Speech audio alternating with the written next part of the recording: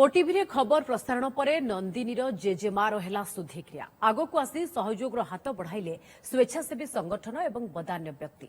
गजपति जिला मोहना ब्लॉक सानखड़ी गांवर अनाथ झील नंदिनीर जेजेमार गत 30 तारिख में देहांत होता।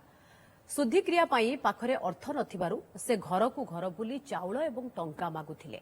एने ओटीवी रे खबर प्रसारण पर अभिनेत्री रानी पंडांक समेत बहु बदान्य व्यक्ति, गणमाध्यम प्रतिनिधि, स्थानीय कुई संघ, ड्राइवर संघ, शिक्षक संघ, विहन कंपानी संघ गांव में पहुंची नंदिनी को साक्षात कर सहायता प्रदान करथिले। शेषरे तांको जेजेमांको शुद्धिक्रिया शेष होछि।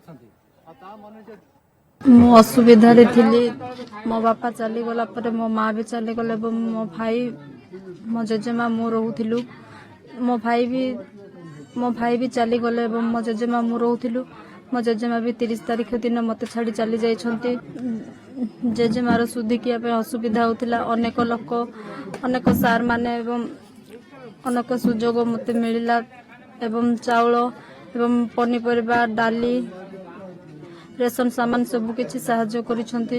एथिपाई मु ओटीवी को धन्यवाद जणाउछि एवं ओडिसा रिपोर्ट को धन्यवाद जणाउछि एवं समस्त को मु बहुत बहुत धन्यवाद जणाउछि। जाकि सर्वप्रथम मु हमर ओटीवी गणमाध्यम चैनल को मु धन्यवाद जणाउछि एवं नमस्कार भी करूछि। केना ओटीवी जेतेबेले खबर प्रसारण होइतिला ए नंदिनी सान भौंटी आखिरे लुह रहि नथिला।